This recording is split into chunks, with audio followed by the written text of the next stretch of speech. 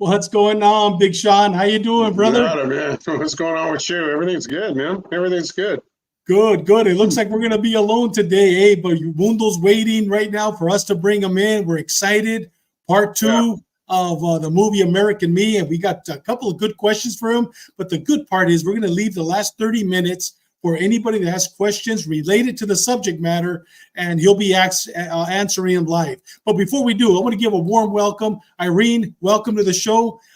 She said that she started watching our show not too long ago. Welcome. Thank you very much for subscribing. And our old faithful, man. You know, I think he's your neighbor, Sean, JC.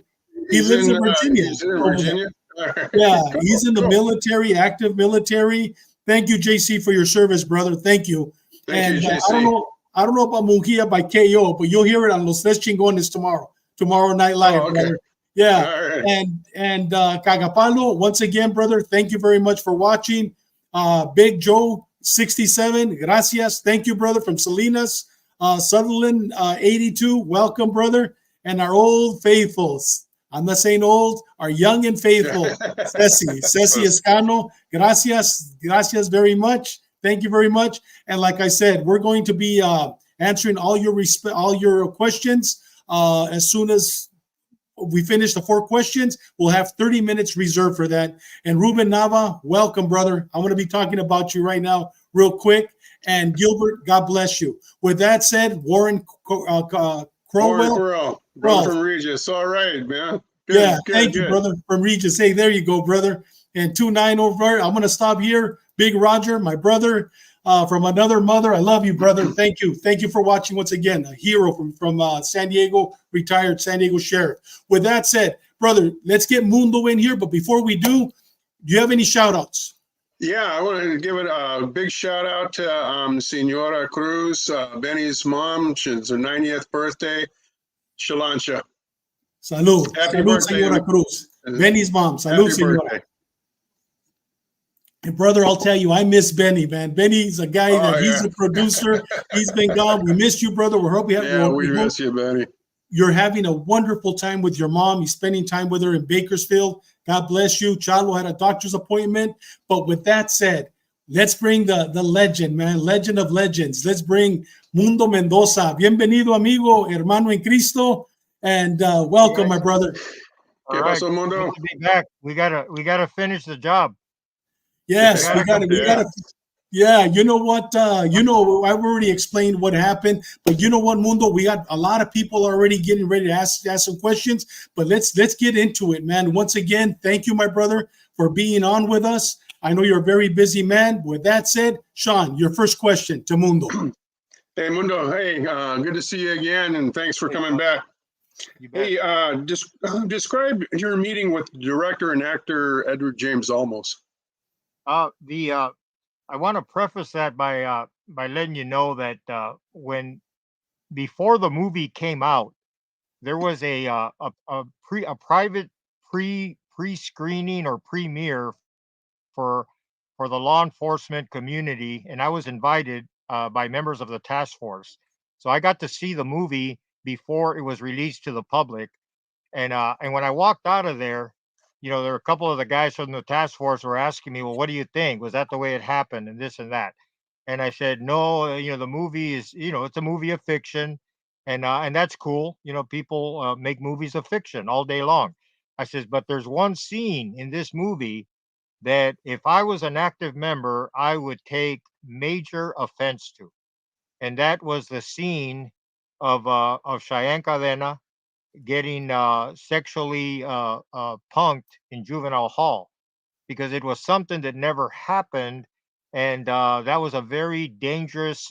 He took creative license to do that, and so I just wanted to preface that to give Edward James almost a break on that, because contrary to what people think, he didn't come from the barrio.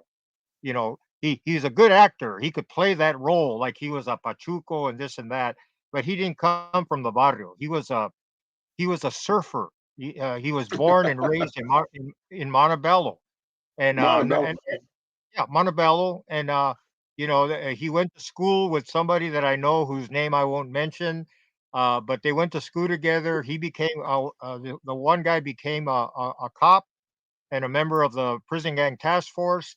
And then, of course, Edward went on to become a successful actor. So he was never in the barrio as far as part of a gang and this and that. But he picked up a lot of stuff, and he was a very good actor. But remember now, when you watch American Me, there's a lot of drama, and that's he's a pro when it comes to generating drama. And so he did a good job. But he, in my opinion, when I saw the movie, I said, "Oh no, some heads are going to roll," and that was what I said to the guys from the task force. Some heads are going to roll.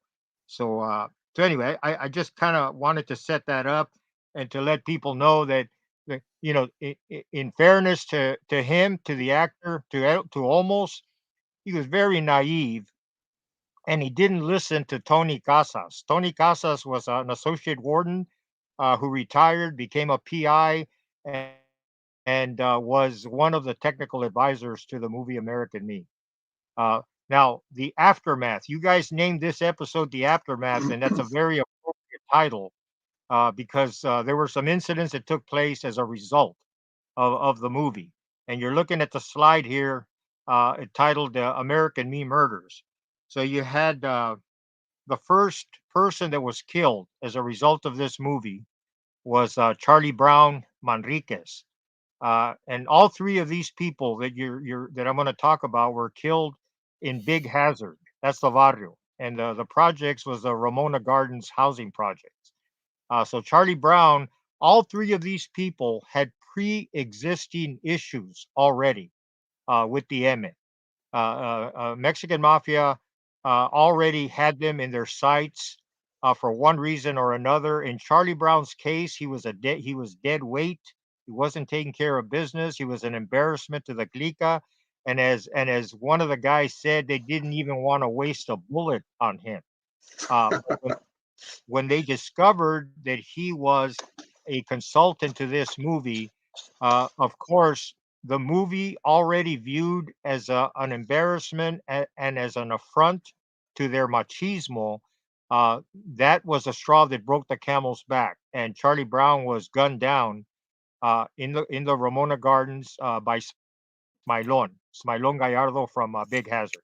And the reason we can mention his name is because he's already been indicted, and that was one of the RICO counts against him, the murder of Charlie Brown. He shot him 6 times with a 9 millimeter in March of 1992. About 2 months later, in May, Anna, the lady you see in the car, the black and white car, she was known as the gang lady, Anna Lizaraga. And she was her pre-existing issue was in the neighborhood. A lot of people, a lot of the hardcore gang members called her a rat, but nobody ever acted on that. And what she did as a gang consultant, she was a liaison between LAPD and the street gang members, trying to generate peace, trying to do the right thing for the people in the neighborhood. That doesn't mean that she's a snitch.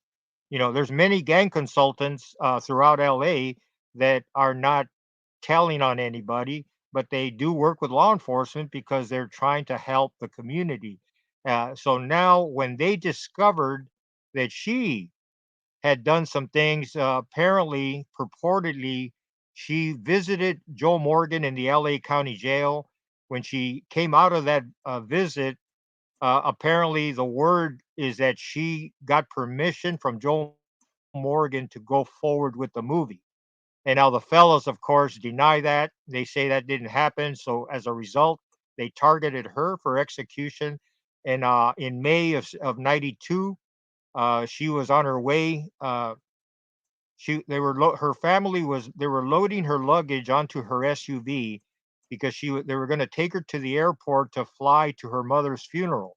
Her mother had died in the state of Utah, and she was on her way to attend her mom's funeral when Joker from Hazard, who had just paroled from Folsom, him and an accomplice walked up to her and they gunned her down. She was shot 13 times.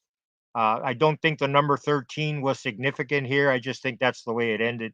At the end of the day, she was hit 13 times, and uh, and Joker was apprehended, charged, and convicted. His defendant, or rather his co-conspirator, got away, and she expired, to my understanding, at the scene. She died in the Big Hazard housing projects. So that were the first two homicides. They were vehemently upset, and somebody would have to pay. Like I said to the task force guys, some heads were going to roll, and these are the first two that started Hey, this Mundo, movie. we have a quick question for Ruben Nava. I'm going to talk about him at the end of the show today. Ruben Yes. Nava is a retired detective sergeant with LASO, and he worked in East LA. He did 31 years, and like I said, and he's watching the show. His question is this: I was working East LA station at the time. My understanding was local street gangsters killed her in her driveway wearing black ninja outfits. Is that true? I'm not aware of that. The evidence and the testimony that came out in the RICO indictment was that Joker from Hazard, point blank, walked up and shot her. I don't know what his attire was. That could be an accurate assessment. What the retired officer is saying. I'm not familiar with that. I do know that there was a black and white unit nearby and heard the gunshots. And when they drove, I mean, talk about bad luck if you're a bad guy, right? So when they drove up to the scene, his co-conspirator got away, but they caught him right there, right in the projects. All the evidence was fresh, and so he got convicted and ended up in the state where he's currently housed, doing life. Hey, Mundo, so she was like a community activist, like Rachel Ortiz Yes, was at the radio station in San Diego. She was a community exactly. activist that basically they filmed the film or they filmed the movie in her barrio. And that's how she got involved. But she was a Right. community activist. Okay, got it. Sure, and they found out that she was, not only had a bit part, but a technical advisor. So you know what happens when people begin to politic against other gang members or people connected with gang members, uh, they start heaping everything on them. In other words, before everybody's in the neighborhood, you get the hardcore gang members referring to her as a rat. Well, now because she's connected to the movie and she's from the hood and she's a gang activist, they throw everything on top of her. They pile it like crap, and it's like the gang label now comes into play. And like I said about Charlie Brown, it was a straw that broke the camel's back, also for Anna, and all of that, the voting, the discussions to have her killed and everything. All of that language is contained in the RICO, in that federal RICO, that the gentlemen were convicted of. So Clover then the 28, next, go ahead. yeah. Clover So 28 is saying she got killed outside of the projects. okay, Yeah. that's that's Okay. that, Go ahead. Go ahead, Mundo. yeah. So then I think the next thing we're going to talk about is my meeting with because that's what happened next. You had the first two homicides, and then you had the task force. The task force guys called me and asked me, "Would you be willing to meet with Edward James Olmos?" And I asked him, "Well, for what purpose?" He says, "Well, he's interested in conducting a threat assessment with regard to his status and why the fellas would be mad at him or looking to target him." And I kind of chuckled and I says, "Well, it's pretty obvious why they'd be mad at him as a result of the way he depicted Cheyenne in the movie." That was, to me, that was the overriding. No one incident in that movie was offensive as this one here. This one by itself was sufficient for them to do what they did. So I agreed, and we almost brought some of his bodyguards. He had some armed security people with him. and I was surrounded by some vehicles with task force members and some law enforcement people. So we entered the Colima restaurant that you see pictured there. It's no longer there. They raised it from what I've been told. But we entered the Colima restaurant, and Gil Garcia, a gentleman that I know that you know him. He was Yes. a member of the prison gang task force, and he also ran a gang prevention center in East LA called the GVRP, the Gang Violence Reduction Program. So Gil Garcia walked in with me while the rest of the other guys provided security outside, and Edward walked in with Tony Casas. So Tony Casas was an associate warden at a couple of prisons in the Department of Corrections, and he also was a member of the SSU before he retired. So at this time, he's a private investigator, and he assisted in the movie. So during this meeting, Edward must have asked me maybe three or four different ways why I thought that the fellas would be targeting him. And again, each time he asked me in a different way, I would give him the same answer. Just- my opinion, it's that one scene. Now, the other scene that I thought was offensive, but maybe didn't rise to the level of having people killed, was depicting Cheyenne at the end of the movie being killed by his own brothers. Uh, but even that one, once people understand it's a movie of fiction, it wasn't as offensive as the sex scene. That one, in my opinion, he crossed the line. So, so as we're talking there, and I asked him, well, didn't any of your technical advisors warn you against putting in this scene? And I didn't know at this point that Tony Casas was one of his main technical advisors. And so Tony answered and said, Mundo, I can answer that question. He says, I did warn him against putting in that scene because I felt that that would be offensive. See, Tony understood the mentality of prison gang members, just like gang officers like yourselves understand the mentality of street gang guys. Almost, I don't know why he thought he could get away with this.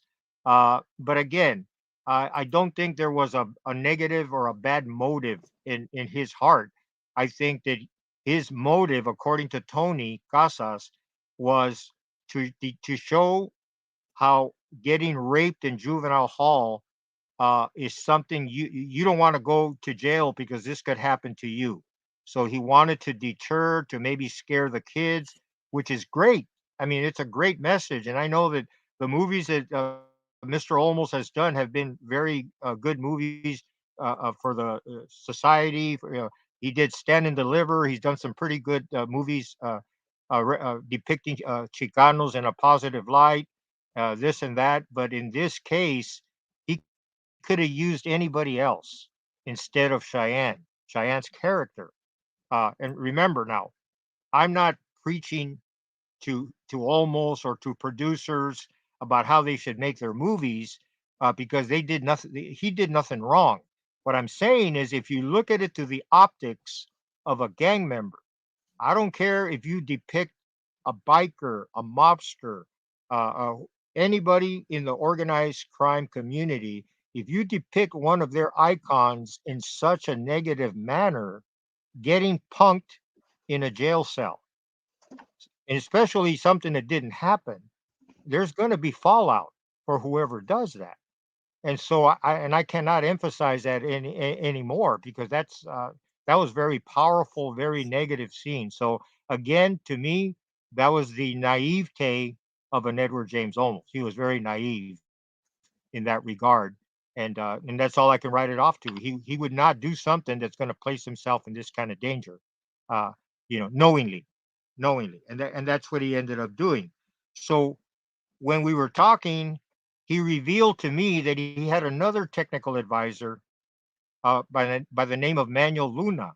So Manuel Luna, I've known him for many years.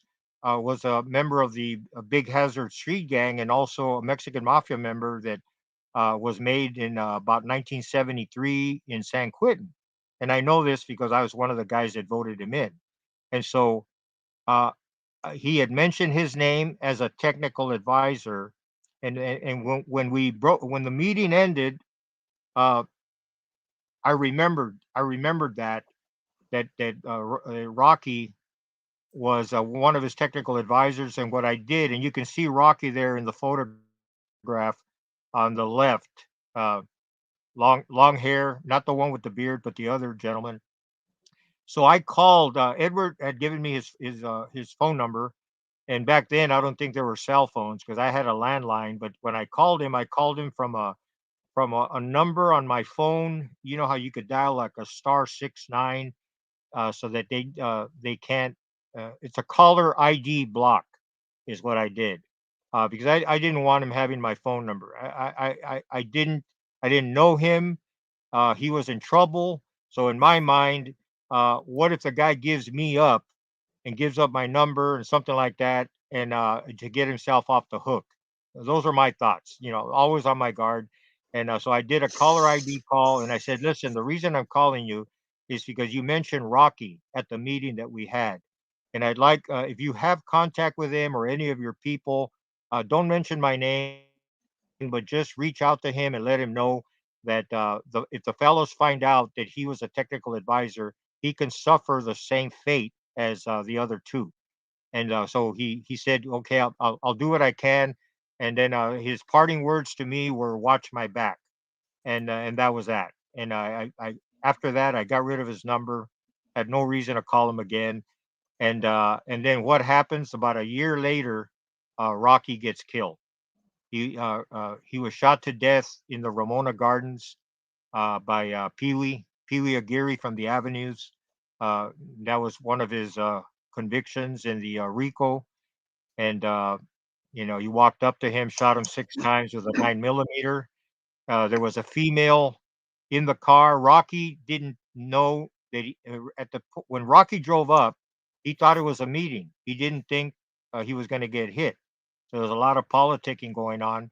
And so when he walks after he shoots him to death, he looks over at the female and very flamboyantly puts his finger to his lips, communicating to her, uh, "Speak no evil. Don't say nothing, and I'm letting you live." Which, I don't know. She's an adult. In my time frame, no adult. We don't leave any witnesses. But to his tribute, he took a chance, and I don't know if the lady testified or not. But that was the third victim, Rocky, as a result of the movie, of participating as a technical advisor. And he also had pre-existing issues. They were politicking against him. Topo, an older guy from my time frame, Topo Peters from Eloyo Soto, was conspiring with Smilon to give Smilon the control of Big Hazard. And so you had a lot of things going on there that dovetailed into his again, the straw that broke the camel's back. So that was the end of that. And then I think the next event we were going to talk about was Joe Morgan. Yeah, I think Sean has Yeah. a question, but Mundo, before Sean gets to that question, so Rocky, did he know that the M or the Carnales knew that he was a technical advisor, number one, or did he do it behind their back? And number two, when he went to that meeting, did he in his mind believe that he was in good standing and that they basically sleep him and that's when they killed him? Yeah. He didn't know that they knew about his role as a technical advisor. And yes, they did rock him to sleep. He would never have attended such a meeting if he would have thought that he was going to get whacked. So when he drove up, he had the lady with him, and Pee Wee was, real flamboyant there, just kind of joking, whatever, and waited for the right opportunity, opened fire, and took him out right there, sitting in his car. So no, yeah, he didn't. He had no idea what was coming. Now Rocky was a shrewd guy. He would if he would have suspected anything, he would have taken some kind of measure. Uh, but he didn't, and he died. Mundo, before Sean's next question, tell us a little bit about Danny Trejo. How does he come in? He wrote a book, and here's a copy of his, or a picture of his book. How did he come in? Was he a liaison also with Edward James Olmos? Where does he come in this? Danny did time. He did time in San Quentin in the 60s, very close with some of the fellas. He knew some of the Mexican Mafia guys. He knew Robot. He knew Chispas. He knew many of the fellas. I was in the youth authority when he was in the adult authority. I was at DVI when he was in San Quentin. So I never met uh, Danny personally, but he did mention me in the book you just showed. He mentioned me and Sailor Boy in the book, and he discussed a lot about talking. Yeah, there's the book. He talks a lot about meeting with Edward James Olmos, and he also talks about how he saved his life. And I do believe that. I believe that Danny is, just from what I know about him, from people, common people that know him, that I know, that he would do something like that, attempt to intercede on his behalf. My suggestion to Olmos at that meeting at the Colima restaurant was to make himself scarce, and just pray that everything would go away at some point. And I told him, if they wanted you dead, you would already be dead. Now I know from reports and information that I can't get into how I got him, but Topo Peters was biting at the bit to have him killed, and he was, why has no one killed him? But he didn't know that there were other uh, emeros, other members that were working on extorting money from him, and that's what I told Edward. I says, if you communicate with these guys, if you engage in any dialogue, they're going to come with their hand out for money. They're going to want to extort money. Why kill you?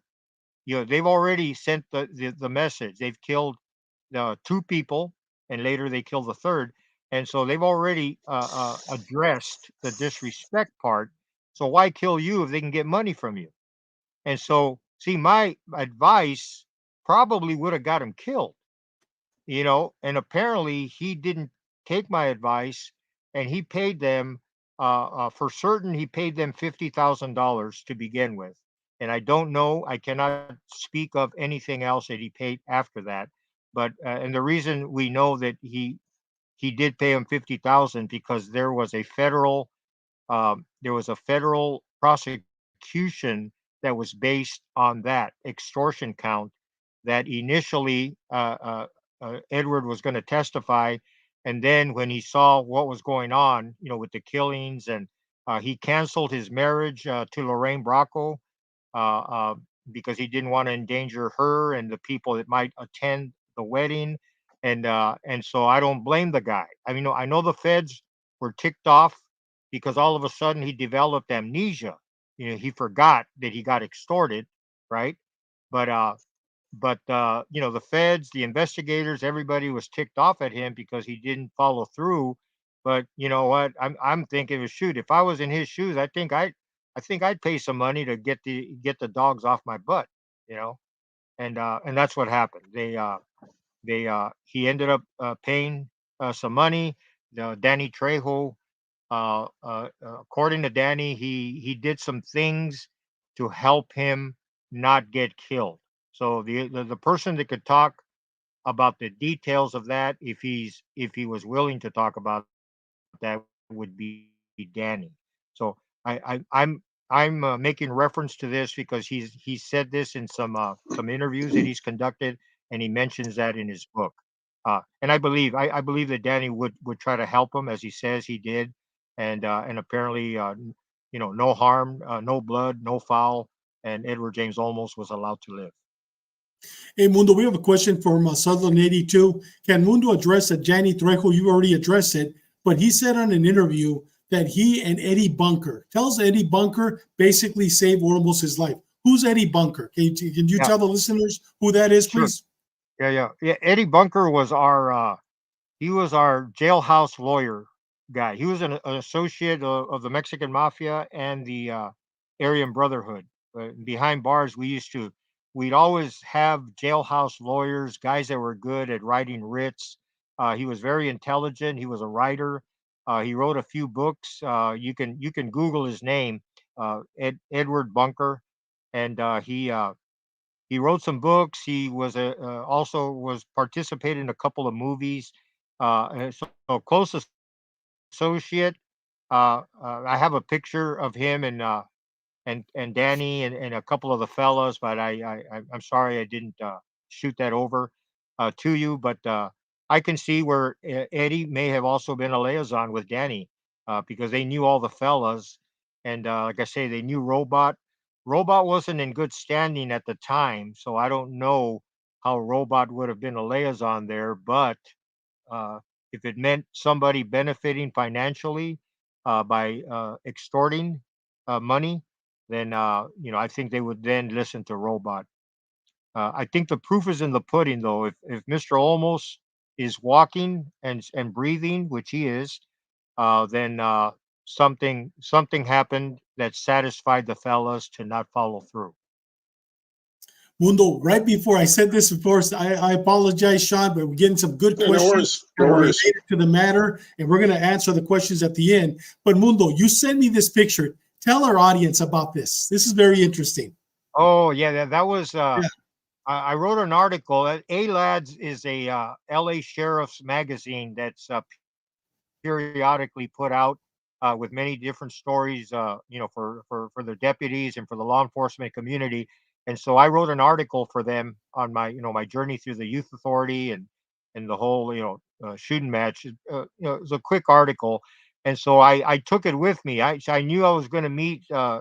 Olmos, and I figured, hey, I'll have him sign it for me and have a little memento. I mean, I was a big fan of his. I mean, I still am. His movies are great, so he did dedicate that one personally to me. Cool. Okay, Big Sean, now it's all yours, brother. Thanks, man.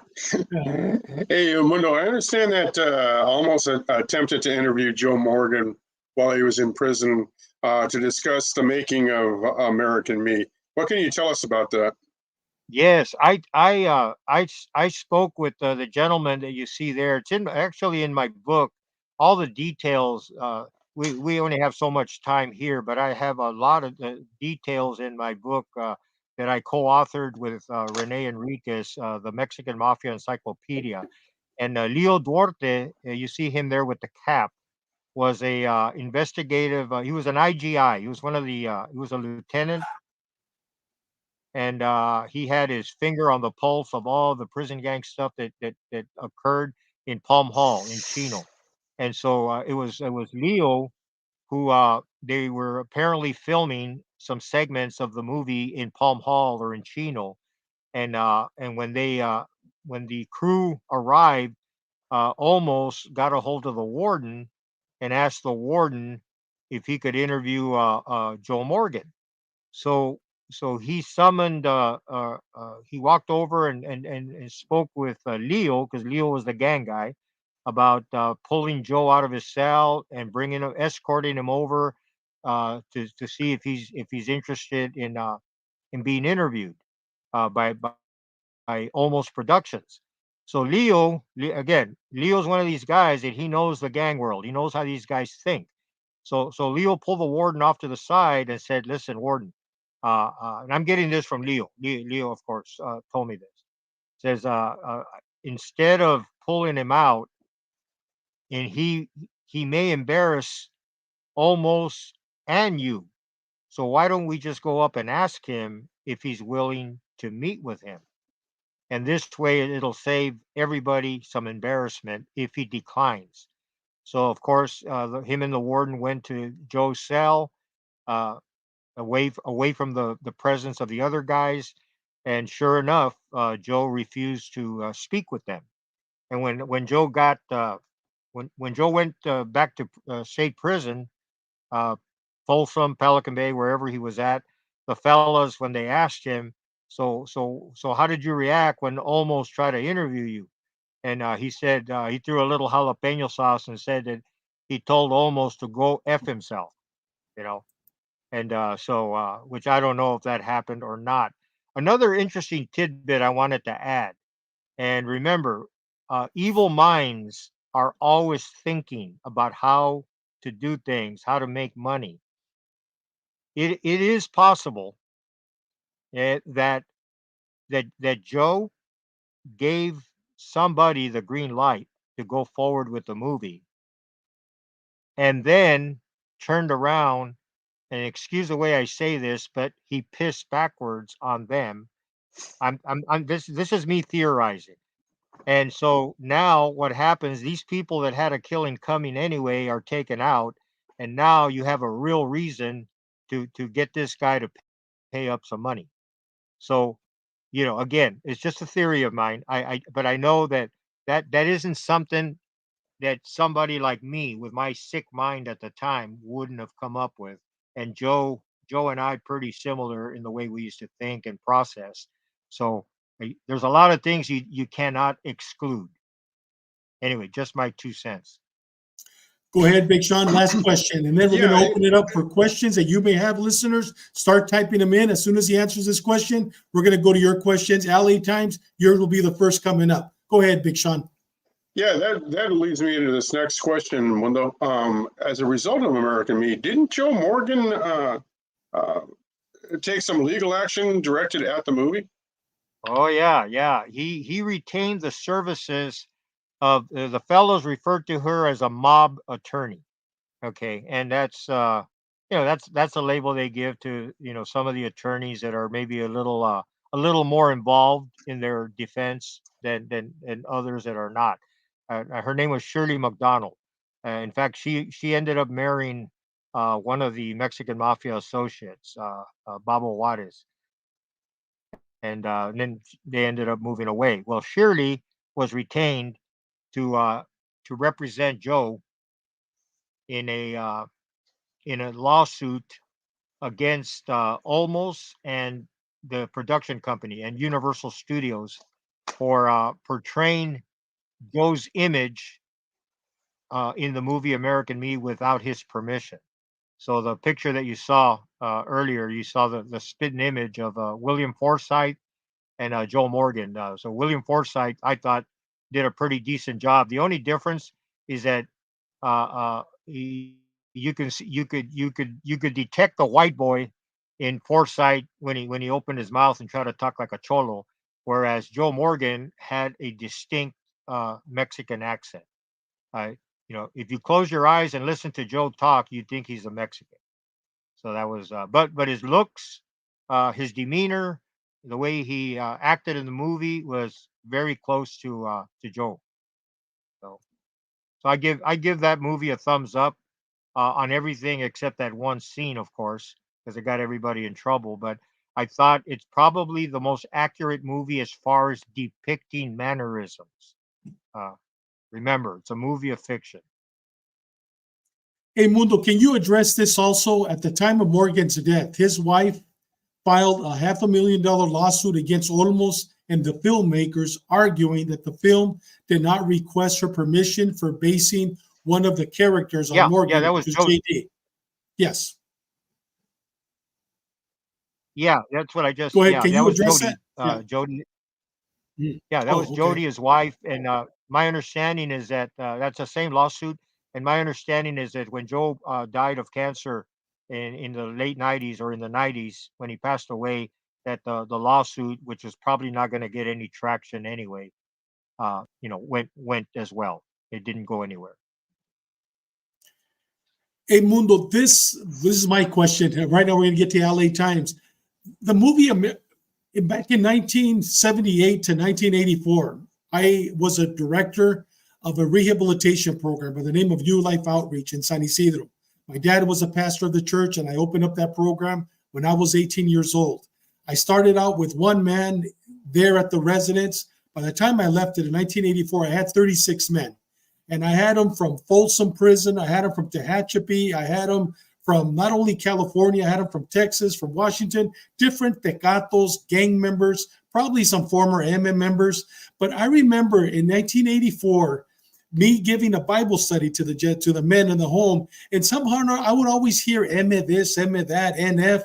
and me actually mentioning it somehow or another in the Bible study. Yeah.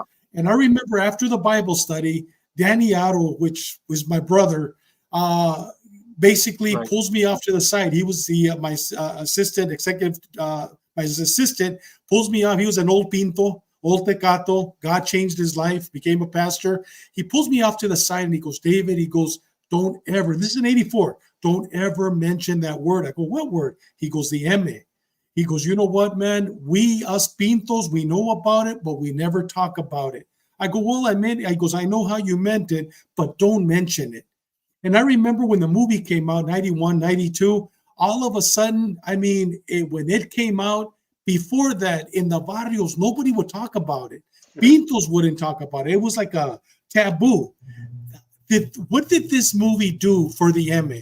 Was it positive reflection of them? Was it negative? Or was it something that basically sprung them in fame? What you just elaborated on in detail is exactly what many police officers have even told me, that in a joking way, it says, here I was talking to Officer so and so, and when we got to the part where we're talking about the MA, we would start whispering, and then Yeah. we'd catch ourselves, like, why are we whispering? Because even cops would get caught up in this code of silence, right? Yeah. Because I mean, any organized crime group has that code, the code of silence. And yes, on this on the in the Mexican gang world, it was a big deal. No, you don't open your mouth, you don't mention that word, and you had other words. You called them carnales. If anybody says something with the reference of a carnal, he says, is that vato a carnal? So we know what he's saying. Is he a brother? Is he a Mexican mafia member? They use the term big homie. That's a more of a modern term. Pili. So tios. There's many different terms that are used as synonyms. And so, yes. So what happened is, and I think I mentioned this in another episode of yours, is if the Mexican mafia had a marketing division, which they don't, they could not have done a better job of marketing the ME than the movie American Me did. And so now the cat was out of the bag, and people were a little more familiar and maybe a little bit more comfortable with talking about it. But I can tell you from what I understand, even to this day, people on the streets are still a little hesitant, although it's now a household word. The ME, the Mexican mafia, it's a household word. And look at the guys that are doing all the talking now. I've heard countless wiretaps from guys whose names I'm not going to mention. Don't want to get them in any hot water. They're probably already in hot water as it is. I've heard wiretaps of some of these guys. I mean, you talk about blatantly, discussing business and mentioning the big M, the poderosa, la famosa, la mariposa, all those synonyms that are connected in lieu of that name. And they mention them freely on the phone. So what I tell the investigators is, look, these guys are doing all day. They're doing life. They have no hope of getting out. So they don't care. They can talk on the phone all day long. It's their clica. If you don't like what they're saying, go then sue them. Take them to court and sue them, and see where that gets you. But that's where these guys, they're flagrant now. It's a new generation. It's not watered down. I hear people say, "Oh, they're watered down." No, no, they're not watered down. They have a Sureño army to take care of business for them. Something that we didn't have in our day. We had associates, we had people selling our dope, etc. But we never embrace Sureños the way they're embraced today. Mundo, we have a question from LA Times. Welcome once again, my brother in Christ. Hola, David. Hope all is good. One of the best shows on YouTube. Ask Mundo how was Joe's relationship with the Italianos, with the Italian mafia, Cosa Nostra. Yeah. Joe had not a working relationship. But he did have a relationship with them. From most of it was from the inside. Some of the guys that he knew on the inside, a few guys that he knew on the outside, but they had their rackets, and Joe cultivated the rackets for the Mexican mafia. directly with the cartel. So there was never a conflict, and I believe that it was not in the interest of the Italians to work with us, because all we were going to do back in those days is bring them heat. The only connection that I thought was very useful for our business was the use of Toyota vehicles, and he cultivated that through an Italian mobster. The use of Toyota vehicles with false panels to bring in dope from Tijuana or through Tijuana. Uh, but that was about it. There wasn't a deep, close relationship with them. Mundo, we have another question from Gang History. Welcome to the channel, brother. Make sure to subscribe, hit the like button. Mundo, in the RICO indictments and trial transcripts, there was evidence that one of the shooters in Anna's murder got away. Was he ever arrested? No, to my knowledge, he never was, and I won't even mention his name because I don't want some kind of liability. But I think the people in the underworld and the investigators, they are aware of who he is, and but there's not enough evidence to prosecute. But they do know who he is. We have a question for retired LASO Sergeant, Detective Sergeant. I had a tour of Chino Prison, Palm Hall, when I went to interview a dropout. The CO showed us the spot where Cheyenne hit the ground. I was told that it is hallowed ground now to all the inmates, regardless of race. Nobody steps on that spot because he died a valiant death. Is that true? Yeah, it was. He had, and I've written extensively about this. Cheyenne Cadena, and I know that many detractors think that I'm puffing my chest or whatever. Something I would never do anymore, because those people are they hate my guts. I would never tell a lie about how big and bad they are, or nothing like this. But Cheyenne Cadena was the only prison gang member that was killed by a rival prison gang. And so when Cheyenne was killed, we were already doing a lot of damage. There was a war going on against some rivals, and so when Cheyenne was killed, I don't know if he was dead when they threw him off the tier. Remember, there's a scene in the movie American Me where my character, played by Pepe Serna, tells them, "You have a lot of heart, carnal, maybe too much," and they end up stabbing him and throwing him over the tier. Well, in reality, it was the rival gang, the Nuestra Familia, that threw him over the tier. They beat him, they stabbed him, threw him over the tier, and there was another guy whose name I'm not going to mention. Don't want to get him in hot water. Uh, but he stabbed him 20, 30 times after the body landed to make sure that he was done. And the part about hollow ground, I don't know. I mean, if that's what the new generation or the youngsters are saying, then I defer to them. But yeah, Cheyenne, we did develop a rallying cry as a result of that. I was convicted of 2 homicides connected to retribution for Cheyenne, in which the last words they heard was "Te manda saludos el Cheyenne." Cheyenne sends his regards. And there were other incidents where similar incidents that I cannot talk about for obvious reasons. No statute of limitations, and but you know that was the rallying cry and for Cheyenne. So he was a criminally speaking, of course, he was a legend, a lot of respect, a lot of honor. And David, I can tell you right now, to use the word honor and respect and legend with people, with gang members, it kind of turns my stomach, because they're not legends. No. They're not legends. They're not worthy of honor or respect. No. None of the stuff that I did is worthy of honor or respect.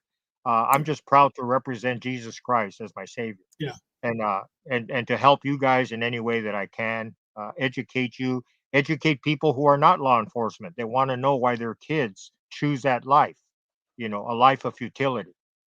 So anyway, I hope that answers your question. Mundo from Cacapalo, welcome to the show, brother. We're praying for you, for your healing. When Mundo left the lifestyle, who were the up and coming names that stood out to him? Back in 72, you were leaving the lifestyle. Who was up and coming? The youngsters that were up and coming were like Artie Guzman from King Cobras, who has since pulled away from that life. But there was Topo was an OG. Güero Shyrock was I described him in my debrief as a uh, as a game soldier, and now he's one of the main guys in the feds. So you can almost see that tenure, gang tenure, you're automatically going to develop into a major shot caller. Champ Reynoso was a big tecato. Now I can tell you this: 99.9% of us, including myself, are nothing but a bunch of glorified tecatos. Okay, that's it. I mean, we can glamorize it and sugarcoat all we want. Oh, these guys were bad. They did this. They're making this much money and this and that. I was a non-user, but don't nominate me for sainthood because I was just a glorified gangbanger. Most of the people that we kill is we catch them unawares. Okay, we take them for a ride. I don't know how many people we took for a ride and to take them out. Okay, that's not a mano a mano manly thing to do. I mean, that's a coward's movida. Okay, so I was a coward.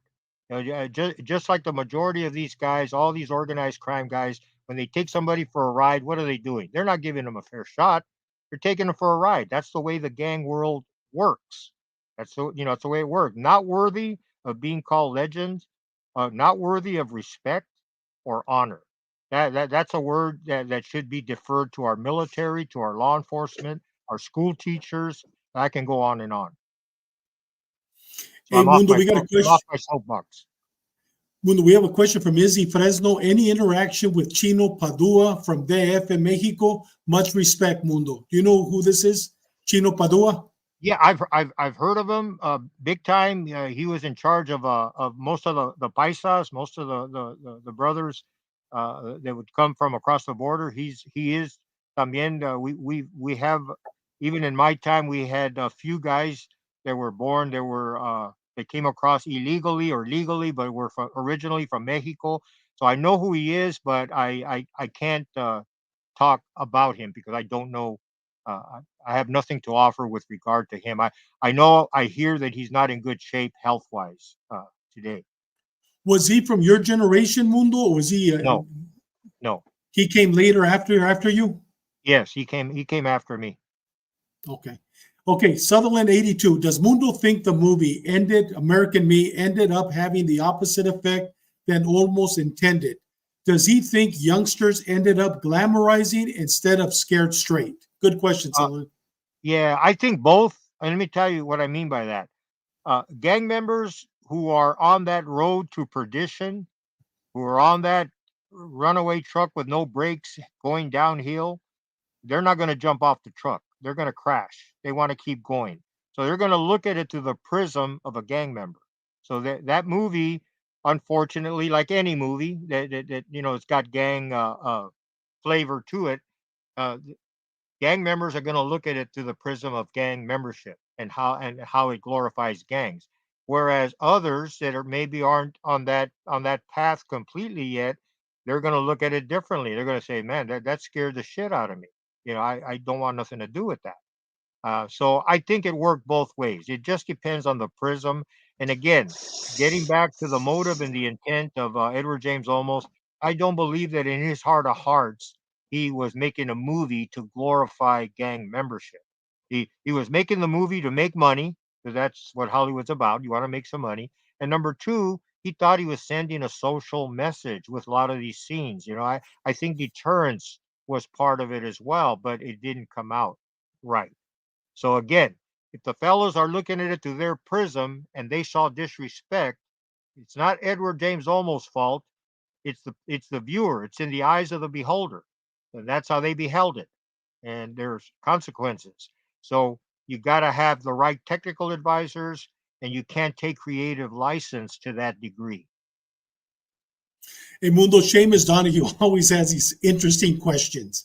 The infamous Elysian Park football game, was it September 1992, September 93? For those that don't know, can you talk about this infamous Elysian Park football game? Yeah, I heard of it from some of the gang officers, and I saw a lot of the photos where they stage, the football game at Elysian Park. For people who don't know, Elysian Park is across, not directly across the street, but it is almost directly across the street from the LAPD Police Academy. So they got to drive by there, by that area where they were playing football, to go to the academy. And so what they had is you had a lot of gang members there. They staged a football game, to block the actual meeting where the representatives of these different gangs were meeting with a couple of guys from the Mexican Mafia. Now, this was just one. This was just one part. In LA, there were a lot of meetings, a lot of smaller meetings that took place. Later, I've got some books that are coming out with flyers from the parties that they were throwing, inviting people to come. But that was a ruse for getting them together for all these little meetings to pretty much discuss the no drive-bys, the program, all the things that the Mexican Mafia was endeavoring to do on the streets to control the gangs. So all of this was taking place in the early 90s. But yeah, that Elysian Park, that's one of several. I think some of the LAPD guys that were around during that time, like Tony Moreno, a very well-known gang cop. I think they had access maybe to some of that footage. Mundo, can you talk briefly about Jimmy Fartiano, the Weasel? He was a little short guy, like a cartoon character. I used to see him on the upper yard in San Quentin, walking around and smoking a cigar and just a friendly guy. Really. And the guy that was the Mexican Mafia member that was kind of tuned in or locked in with him was Big Mike Mulhern, my sponsor. All of us had our different contacts. Anybody involved with drugs, like the Hells Angels, Mike was connected there. Mike was like the senior member during my years at San Quentin, and so the little that I knew of Jimmy the Weasel, he wasn't a threatening man. I'm sure he was dangerous. I mean, anybody who can pick up a gun and pull the trigger can be dangerous, and I'm sure he put in a lot of work for his organization. And when he got out, he got in trouble with his boys, with they call them the Disneyland Mafia, and they were prosecuting some of the mob guys in Southern Cal, and he gave a contract to Champ from Hazard to kill some of the guys that were from the mob. And so Champ thought, well, is this no? He was thinking, is this a legitimate contract or not? He doesn't want to whack some wise guys and then open up a Pandora's box and we have a war on our hands. So he checked with his connections and discovered that it was Jimmy who was in trouble.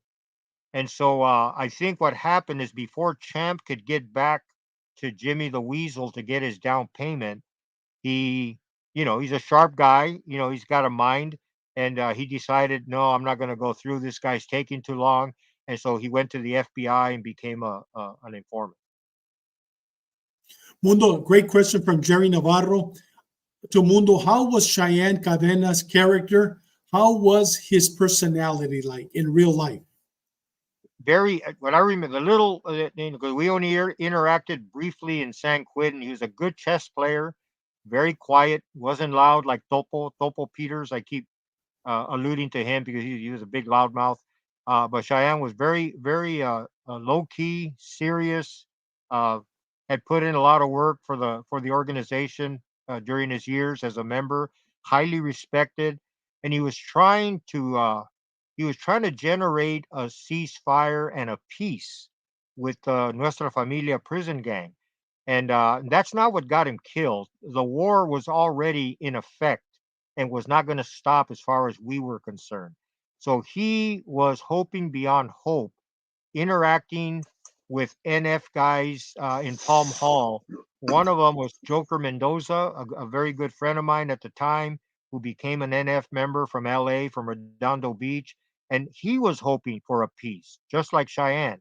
And then when two NF guys were stabbed in the guidance center in Palm Hall, they viewed that as the straw that broke the camel's back. His word was not good anymore, and they made that decision. Now he could have locked up. He could have refused to come out, but then we would have killed him for being a coward. So the way he looked at it was his whole, like most gang members that have put in so much work and time behind bars, they'd rather die than to lock up. And so I mean, I know that most guys, most guys, most of our adversaries have locked up and probably would have sought protective custody, but Shy didn't. He knew that something was going to happen. He came out, and of course, he suffered the ultimate consequence. Mundo, we have a question here from Geronimo Los Cielos. There was an article some time back setting forth that Mulhern was working undercover in Salt Lake City making heroin buys. Yeah, he testified. He ultimately rolled and testified against the Hells Angels. And you can probably Google him, Mike Mulhern, and you can get a lot of stories. He ultimately ended up in WITSEC, Federal Witness Protection Program, and I cannot tell you if today he is alive or not. Hopefully he's alive. He left that world. So I always root for guys that leave that world. So hopefully he's still alive. But if he were alive, he would be about 78, 79 years old. We have a question from Oakland Love. I wanted to ask Mundo, did he know MM members Gilbert Sanativa or Willie Torres, Rodney Vizcarra de Coro, and Raymond Castellon de Oakland, a member or an associate? Gracias, Eddie from Oakland. Welcome to the show, Eddie. And Tata, I'll get back to your question, Tata. Go ahead. Is it Gilbert Santisteban? It looks like Gilbert Sanativa or Okay, Willie no. Torres. Yeah, no, none of those names ring a bell. I thought it was Gilbert Santisteban. He was from Hayward, and a Mexican Mafia member, originally from New Mexico, who was by way of living in Hayward and conducting business back in the day. We had a lot of members that were conducting business in Northern California. They weren't seeking the embraces of Northern California gang members. They were involved in drug operations with embedded people that were making money for them in places like San Francisco, Visalia, Hayward, Modesto, and other locations. Okay, and Cagapalo, once again, brother, we're praying for you. How would Cheyenne feel about this end of hostilities that is going today, that is taking place now, if he were still around, if he was still alive? What would he say about that? I think Cheyenne's vision had more to do with criminal organization than it did with the La Raza ideology. Remember, we used and abused the so-called Viva la Raza ideology back in the day, just like they abuse it today. The blacks did the same thing. The whites did the same thing. At the end of the day, Doc Holliday from the BGF, the AB guys, the NF guys, the Mexican Mafia guys, all of us were enterprising, looking to make money. And so Cheyenne, I know he's always mentioned as somebody who wanted to bring the raza together. No, he wanted to co-opt the badass members of the Nuestra Familia, which in my opinion at that time was a very small percentage that I would even want on our team. But Cheyenne wanted Joker and guys like Crackers from Fresno, and I could go on and on. There were many, but there were also a lot of dead weight. And so one of the negotiations, one of the things they were discussing was in order for them to join forces and for the EME to co-opt the NF into their organization, into the EME, was it to demonstrate their loyalty and wanting to do this, their seriousness, that they would have to kill 5 NF members, I think it was. And I got that from Sergeant Hankins from communications that he intercepted and people that he debriefed, that that they would have to kill 5 NF members to show that they were serious about doing this thing. And so Cheyenne was working hard on that when everything backfired. But I think from an organizational point of view, because now you have a cease of hostilities. Now you see these guys working together, even though they got their own cliques, but there are some guys that actually get along real good. And business, the color of red for Northern California and the color of blue for Southern Cal is today being trumped by the color of green, which is money. See, so they're all on the same page with regard to making money. So Cheyenne would have loved that, because contrary to popular belief, the narrative of him being this revolutionary guy, he saw the big picture of the criminal activity, the enterprise, the making money part. That's what he wanted. Hey, Mundo, we had a question from Tata, this gentleman. Basically, what he's basically asking is a lot of the MM members today were young in 1990. They saw the movie American Me. Do you think that influenced them to continue that life in the street gangs, then later to become prison gang members? Or do you? Well, they're now MM members. Do you think that movie impressed them enough, influenced them enough to become MM members? Uh, I don't think that was like the straw that broke the camel's back. I think if they, like I said earlier, if they were on their way down that path, all that movie did, they were looking at it through a different prism. So if you're looking at it through that prism, of course, anything that they take in that feeds their craving for gang membership, you can say that, yeah, the movie contributed. But ultimately, I mean, nobody, in Hollywood, I guess you don't make any movies then if you're going to depict somebody. If somebody is that weak minded that they're going to let a movie take them in a certain direction. But yeah, you're looking at it through that prism. Any kind of movie, Scarface, Colors, Godfather, all these movies are going to be looked upon in that kind of manner. You know. Yeah, Mundo, I like how did Cagapalo, man. I like Cagapalo. Yeah, he got me too, man. Carlos Yeah. a good man. As a matter of fact, right now he just sent you a blessing, man. Thank you. Oh, God good. bless you, Mundo. God bless in each and one of you. Keep him in your Yeah. prayers, man. And I know this is the last question, Mundo. We got more questions coming in. A lot of them are coming in. Pero sabes que ya se nos fue el tiempo. We're at an hour and 10 minutes. But you're going to come back. Hopefully, you know what? We can have in the near future, an episode of nothing but questions. But today's topic, the questions are related to the topic. Pero sabes que I'm going to move a little bit on this. We're going to answer, if you're okay with this, answering Jim Foley's question. It's not related to the topic, but it's a good question. Did Mundo know George Jackson or any of the San Quentin Six? Yes. Yogi Pinnell and George Jackson, but not as intimately as Luis Talamantes. But what I mean by that is we were housed together in the adjustment center in San Quentin before the uprising took place on August 21st, and Yogi was just a nutcase. I mean, that guy, his war, like George's, was against staff. So these guys are true revolutionaries, and then they somehow they got like super friendly with Louis Talamantes, who is still alive today, and he still embraces that ideology. He's a Mexican mafia, and I believe he's still in good standing, and yet he embraces the radical ideology. So yeah, August 21st, I was actually one of the rare moments where I was on the general population yard.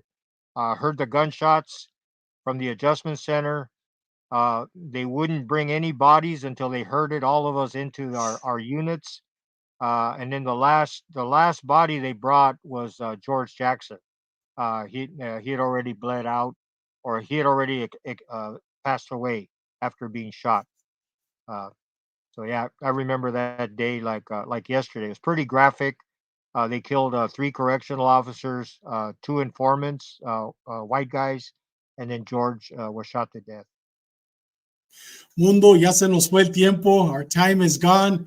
Brother, Right. mil gracias. Thank you for being on the show today. You're a big blessing.